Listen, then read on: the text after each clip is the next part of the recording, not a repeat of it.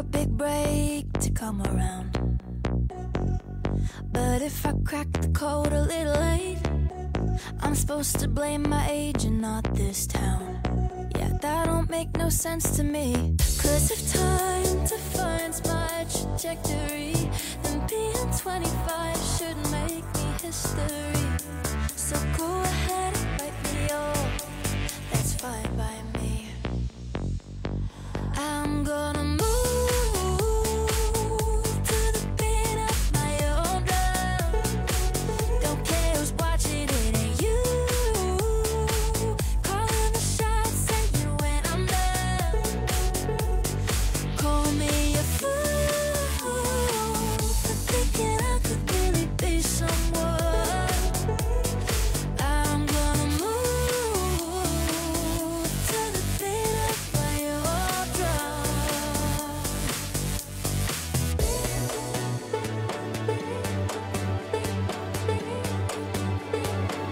Yeah, all these sharks up in the hills couldn't care less if I sink or swim. So why would I be trying to get in their game if they won't even let me in? That don't make no sense to me. Cause if time defines my trajectory, then being 25 shouldn't make me history. So go ahead and write me off, it's fine by me. I'm gonna move to the beat of my own drum. Don't care who's watching, it ain't you. Calling the shots, saying when I'm done. Call me a fool for thinking I could really be someone. I'm gonna move to the beat of my own drum.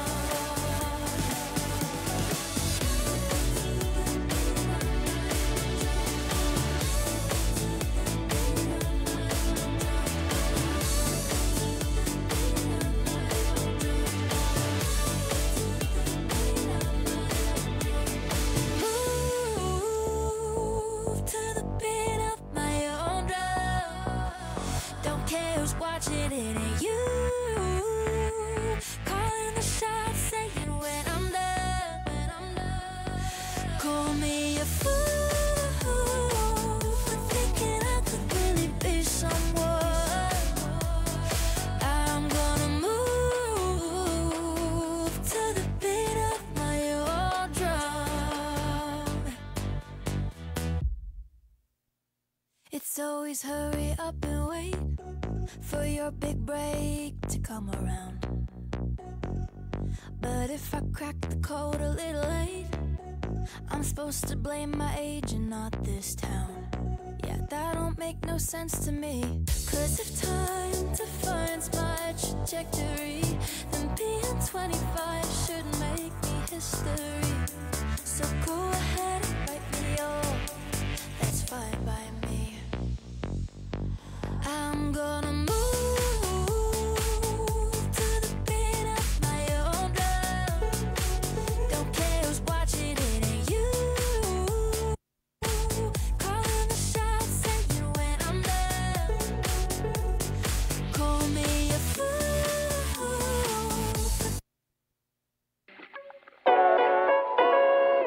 Another day, another blessing. Welcome sa another special episode ng Kape at Kwentuhan. Kami host, Chris and Jen. Magandang gabi sa ating mga viewers, mga ka-blessing natin. So, nandito tayo ngayon sa North Caloocan.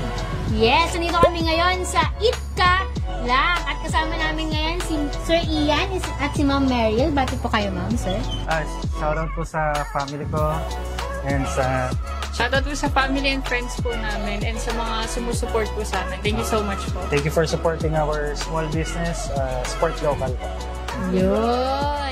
Grabe no, introduction pa lang nila, support local. So, talagang lokal na lokal. Pinoy na Pinoy. Yun, oo. Pero, andito tayo ngayon ngayon sa, ano po bang address tong Eat Ka Lang? Saan po nila matatagpuan ito? We are located at Maricodo Kumintang Street Corner, Barangay 172, Ordua Village, North Caloocan. North Caloocan. Pag pumunta po sila ng North Caloocan, ano yung mga nearest landmark? Usually, one transportation away naman kami from SM Fairview. And ang pin location namin is searchable naman na kami sa Google and Waze, Eat Ka Lang. And if ever na maligaw kayo, just find Our Lady of Fatima Parish. Tapat lang po kami ng simbahan. Ayun. So, tapat na tapat lang pala sila. Actually, pagdatingan natin yung talaga yung Ito nakita natin. Ito na yun. Kasi nakita natin yung sa simbahan. Yes, oo. So, sila po ay owner ng Eat Ka Lang. And, kayo po ay mag-couple, tama ba? Yes po. We don't consider us boyfriend-girlfriend na. We are partners. Partner na sila. Ayun. Gano'n na po kayo katagal as a couple? We are currently for 4 years. And ilan na ba? March, June, and 4 months. Ganun talaga minsan ng mga lalaki eh. Medyo nakalimutan. Pero pag tinanong mo yung mga babae, syempre kailangan sumagot ka ng tama. Bawal magkamali. Sino yan? Sino yung 5 years? Kagano magkamali ka, di ba? Kailangan sakto yung sagot. Ayan. Ngayon, sa business, gano'n nakatagal tong Eat Ka Lang?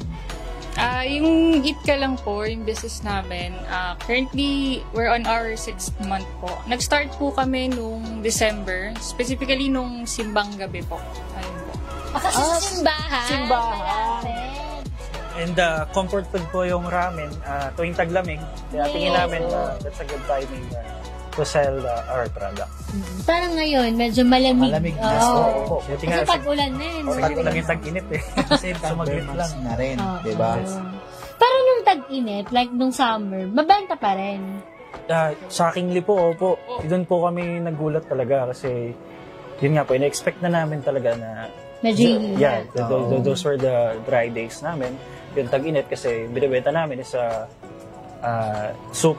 Comfort food for rainy season. Yeah, rainy season. Pero nagugulat kami, merong 3 p.m. pumupunta dito, 4 p.m. naghahanap ng ramen.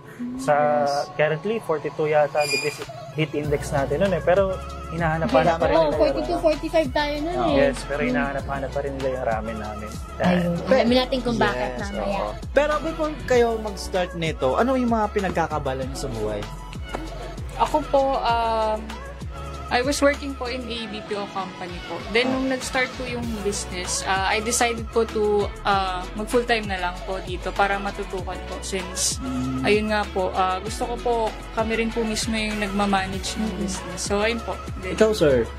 Ako naman is currently, ang day job ko is I'm a highway civil engineer, road designer ako. And after office hours, dumediretso ako dito as cook naman. Yan, nagluluto. Yan. So, yun lang. So talagang hands-on sila pagdating sa business. After ng day job ni Sir Ian, diretso talaga siya dito. Pero maganda kasi talaga yun. Isa rin yung actually previous din kami, business owner. Pero siguro nga parang hindi pa. Kasi may season din yun na parang it's time na talaga. So, sa inyo kasi talaga may nag-give up talaga. Ganun talaga eh. Kailangan talaga, you cannot serve talaga two masters. I mean, kailangan talaga yung isa nakafocus. Sabi nga nung kapatid ko, yung isa talaga mag-finance siya. Kasi diba, di mo naman alam kung yung isa mag-finance, yung isa, siya yung nakafocus sa operations. Kasi di mo kasi masusure kung kung iba yung mag-handle. Na-experience natin yan na parang kapag hindi tayo nakatingin, mas mababa yung sales. Pero kapag nandun tayo sa mismong store, iba. Oo, ang lakas pala, ang benta pala, ganyan, di ba? Iba talaga kasi kapag ikaw yung may-ari, yung yung drive mo talaga sa ginagawa mo kasi sa'yo di ba? Kaya ganun. Pero wala kayong hindi kayo kumuha ng mga servers, ganun. Currently, meron kaming isa pa lang. Isa pa lang. Meron kaming kasama dito. We consider her as our family na rin. Kaso yung 10 p.m. uuwi na siya. Pag 10 p.m. Kasi hanggang 10 p.m. Yes, at medyo bata pa siya eh. Kaya nakakatakot umuwi ng gabi. Yeah. Pero anong oras mo nagbubukas tong We are open during Tuesday to Sunday, 5 p.m. to 10 p.m. Pag mag-ano, 5 p.m. Yes po, 5 p.m. So, usually, ganung oras talaga dumadami yung tao. Yes po. Pero nag-try na ba kayo nag-open ng umaga bago kayo sa hapon? Yes po, nag-transition kami from December po. Gaya nga po nasabi namin na nag-start kami na nagbebenta kami ng madaling araw ng simbang gabi. Then, nag-try kami na magbukas during lunchtime. And, yun po, test po talaga kung saan tayo pinaka-efficient So, yun, it works na from 5 p.m. to 10 p.m. Doon po sobrang dami na. Best time. Kasi uwian na Yes. So, Diba? saka tamang-tama yung oras na yun para, alam mo yun, magkakain na lang, mag-merienda, alam mo yun, dinner. So, ayun. Sino sir yung may idea sa inyo talaga na magbe-business talaga, yung business mindset sa inyong dalawa? Sa amin, ako po. Kasi, ikaw talaga. Yes po. Kasi, I have 3 businesses before po ito. Pero hindi sila yung... Mahilig po kasi ako doon sa parang sideline ko lang siya, hindi siya main work. First business ko is honey. So, honey is non-perishable. So, wala akong pressure na ibenta siya agad-agad. So, parang sideline lang siya. Then, Kung may bibili. yes. Okay. May bibili lang, lapit lang. Kung hindi ko siya kailangan i-market. Para ganun. Kasi hindi naman siya napapanis. Then, another business na tinry ko is the chicken oil of Ninong Rai. We are the top distributor there. Kaso, yun nga, nagsara siya. Pero, isa rin yun na okay na business kasi hindi rin perishable ang oil. So, maganda rin siya yung business. Then, another is, nag-try na rin ako ng food business dun sa amin, which is inihaw na bangus. Yan. So, ikaw talaga yung into business? Yes, pero hindi siya as passionate as this one. Kasi wala pang drive noon. Ngayon lang nagka-purpose nung nagka-partner ako. Ganun kasi talaga, I mean, sa business naman talaga, hindi agad unang business mo, boom eh. Yes po. Kasi talagang, parang, parang ano talaga yung para sa'yo eh. Diba? Yes po. Pero, paano mo naman na-encourage si Ma'am Meryl na mag-join course kayo dito sa business na to? Ayun po, ako rin po kasi, din ko rin po talaga magka-business po talaga. And ayun po, since nagkaroon ng opportunity, parang pinento niya po sa akin ano po yung mga plans niya. Nag-go po ako agad kasi gusto ko rin since siya po yung makaka-partner. Previously rin po, na kapag business na rin po ako, kasama ko po yung mga pinsan ko po. Kaso, unfortunately, kailangan lang po mag-stop since hindi po namin bumalik sa mga trabaho po na. So, after pandemic. Pero saan po kayo nagkakilala ni sir? Sa inuman. Saan? Okay yan Kasi ang kain naman may ramen. As in, common friends, parang gano'n. Yes po. Classmate po siya ng college friend ko and my year-end party po nun. Tapos, ayun po, na dun po. So, after noon, so yan, Ayun po. number or Alam niya po ako sa Facebook. Sino unang nag-message? Okay, aminado si sir. Maganda po. Crush niya daw. Oo naman, syempre. Ganyan naman talaga tayo mga lalaki, syempre, once na may... Siyempre, pag may opportunity na. So, Yes. Saka iba rin yung partner mo, syempre, business mindset, di ba? Yes, So, talagang mag-click kayo. Parang gano'n. Pero ano pong history? Kayo nang galing yung eat ka lang. Oo. This started as a dream lang eh. So, di ba, meron tayong mga dreams na parang natatandaan natin every detail. Ewan ko na-experience na yun. So, nagkaroon ako ng isang dream na natatandaan ko siya every detail. So, ito yung aning ng magiging business ko daw. Hinigilabutan ako. No joke. So, isa-isa naging signs namin na to go for it na. Kasi we are 4 years na nga. So, wala pa kaming turning 28 na rin kami this year. So, din talaga namin ang finance for our wedding. So, yun.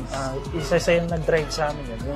Yung naginip ako about this napaka-vivid nung dream ko na eat ka lang, ito yung menu mo, ito yung, So, talagang ni-start lang namin. Kahit kami, kinalibutan kami ng goosebumps. Then, we tried it.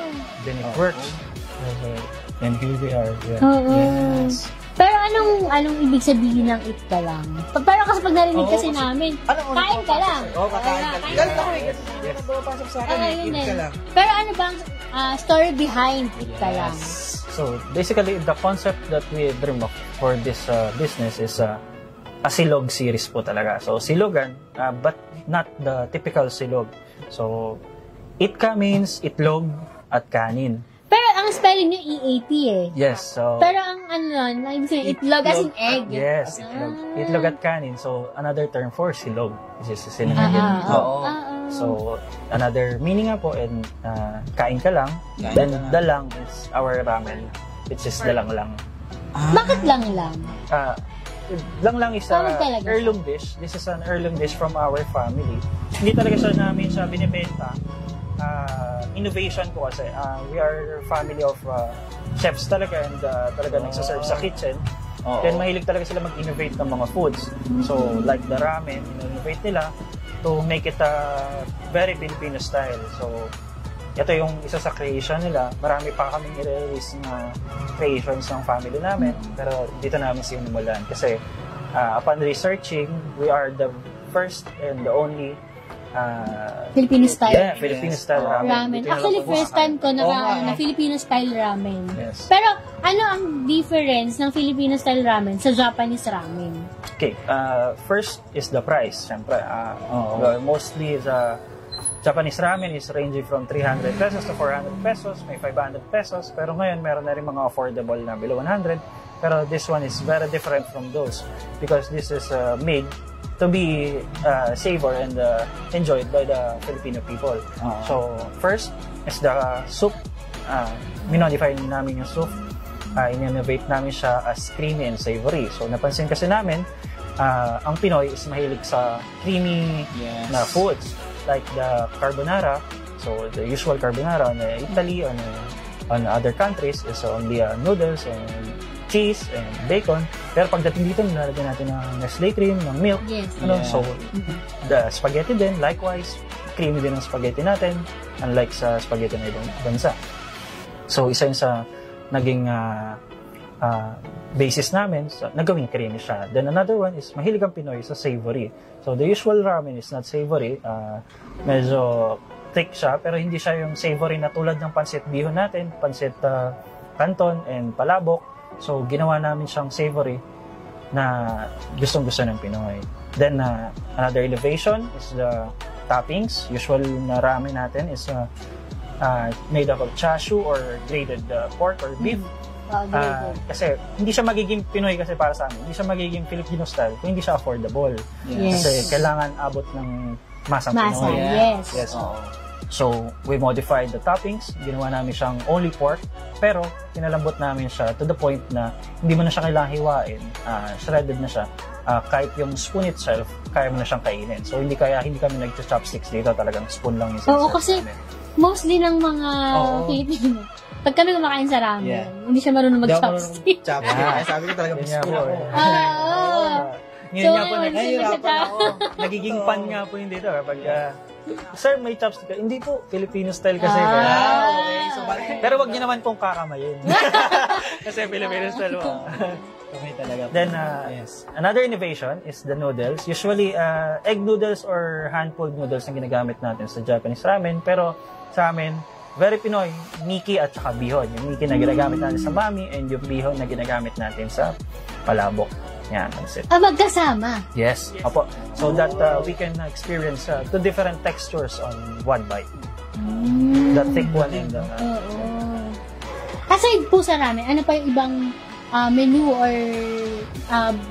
parang sineserve ng Eat Ka Lang? Okay, after the simbang gabi or the cold weather, syempre, isa nga sa naging problem namin is baka wala nang kumansin kasi hindi siya good for the hot season. So, kailangan namin mag-release ng panibagong menu. Nag-release namin yung isa sa innovation din ng family namin, which is the Pinoy Fan. Pinoy Fan is a chow fan version, pero Filipino style. So, when we say chow fan, usually kapag bumibil tayo, alam na natin nagawa to sa China. This is Chinese cuisine. Staple food ng Chinese. Pag ito, Chinese talaga. So, bakit hindi tayo gumawa ng chow fan style natin? Pero, pag sinubo mo siya, alam mong pang Pinoy siya. Pinoy talaga. Yeah. So, we considered also yung ating homage parang you will feel home kapag kinain mo to. So, ang nilagay namin is yung typical breakfast natin, which is the tocino, longganisa, hotdog, and scrambled eggs na kinakain natin nung kabataan natin, or usually, yun din naman yung kinakain natin sa long silog, tosilog. So, pinagsama-sama namin yun, and there you go, the Pinoy fan. So kahit wala ka ng ulam, Yes. diba? Andun na. Andun na lahat. Yun lang. Kahit wala ka ng ulam. Yes. And it is topped with the 2 jumbo siomai. Yeah, yun yung pinakaulam na isa. Usually, chow fan. Yung siomai ng China din. Yes. So, ang nilagay namin is homemade jumbo siomai. Kayo din yung gumagawa, no? Ng Hindi siomai. naman po. Ay, medyo tedious naman. Medyo marami na ginagawa. Pero kasi may sa siomai kasi nila, parang meron flavor. Paano po yun? Parang nakita ko rin kasi na may flavor siomai ko. Ay, yung sa flavored siomai po namin. Actually po, since yung sa previous business ko po, ayun nga po, bale, wings po siya. Tapos yung concept po nun, in-apply lang po namin sa siomai. Bale, fried siomai po siya, then gumawa po kami ng sauce namin na kami po talaga yung para sure po na hindi po ginaya or magaya. Tapos ayun po, and it turns out na bagay rin po. Tapos ayun, opo, parang kumakain ka rin po talaga ng wings na may sauce. Pero syempre, ang kinaganda po, mas mura po siya. Para pangmasa rin po talaga. Pag ganyan, kasi katulad yan, nagkakaroon ng mga innovations, transitions, ganyan. Sino yung may mga say sa ganung mga bagay? We decided as a couple kasi minsan ako may naiisip, then sasabihin sa kanya, then magko-comment siya, then tsaka namin iti-tweak, parang gano'n. Team effort. Team effort siya. Team effort Kumbaga, talaga. ito gusto mo, shit, tingnan mo natin kung okay Yeah, talaga. yeah. So, okay din yun para sa kanilang relasyon. Para sa relasyon din, di ba? Oo. Siyempre, kailangan pag-usapan lahat. Oo, kailangan lahat na discuss. Oo. Pero, na-mention nyo kanina, sir, na may mga naging previous businesses na rin kayo, ganyan, and hindi nyo nag-pursue. So, paano nyo naman na-handle yung mga ganun, yung failure, yung hindi na siya nag-continue, ganyan, like, nagsara nga, sabi mo, nagsara yung isang business na dapat, sabi mo, okay sana, ganyan. So, paano mo siya tinitake? Doon sa first business ko, which is dun nga sa chicken oil na nagsara, medyo rin naman kami doon. Though, naman na kami doon, talagang very profit na kami. So, medyo hindi na kami nalungkot doon. Pero, syempre, the potential itself of the product is very high. Kaso nga lang, hindi lang na-manage yung maigi nung So, ang ginawa ko doon is, ginawa ko na lang siyang lesson na to. Ang pinaka-lesson ko kasi doon is, ang dami ko in-invest na equipment. Kasi, isa rin sa product nila is frozen product. So, bumili ako ng mga freezer and bumili ako ng mga pan-deliver. So, it all goes to waste after the shutting down of the company. So, ginawa ko is naging learning na hindi na ako magbi-business na hindi ko kontrolado. So, kaya ito yun. Gumawa ko ng sarili ko. Ng sarili mo. Yes. Kasi, eto, whatever happened, makokontrol mo. Yes. Opo. Hindi So, sa kaya fully. magsara. Yes. Yes. Okay. And, dun sa mga gustong mag-open ng mga business, ano naman yung ma-advise mo sa kanila? Like, parang, yung mga natatakot, na hesitance, na parang baka mamaya hindi mag-boom, or baka mamaya hindi maging okay, yung mga ganon, yung may mga hesitations sa mag-open ng business, ano yung ma-advise mo sa kanila? Okay. Business is a gamble, but it is a very calculated one. So, though kahit nasugal siya, kaya mo siyang i-turn yung tables into your favor na agad-agad. That's by studying it. And also, pag tingin mo talaga, meron kang tiwala sa produkto mo na ito is may potential, go for it. Kasi, you'll never know kung sino pa yung ibang makaisip nun. So, kapag meron ka ng chance, grab it. So, meron din ako nasabihan ng ganyan. Sabi niya kasi, baka daw magkamali, wala na silang backup. So, yun lang. So talagang study it very well. On the marketing itself, on the flavors. Kasi hindi lang naman umiikot ang business sa buy and sell. Maraming components. Pagdating sa marketing, kailangan alam mo rin yung demographics, alam mo yung footprints, lahat kailangan alam mo sa business. So, study it first, then go for it with 100% of your capabilities. Ayun. Grabe, no? Grabe. Ang daming matututunan ng mga viewers oo. talaga natin. Sa edad pa lang nila, sa edad natin, alam mo yun, di ba? Magkakaedad lang po kasi tayo. Ang dami na nilang na-experience when it comes sa business. Yes, Diba? oo. So, yun. Invite natin sila dito sa It Ka Lang. Ano yung gusto nyo sabihin sa mga viewers natin? To all of the viewers, yan, ni Ma'am Jel and Sir Chris. Come and dine with us here at It Ka Lang. We are located at Mercado Cominta Street Corner, Cordua Village, Barangay 172, North Caloocan. This is the first and only Filipino-style ramen. And sobrang dami pa namin ilalabas na innovations.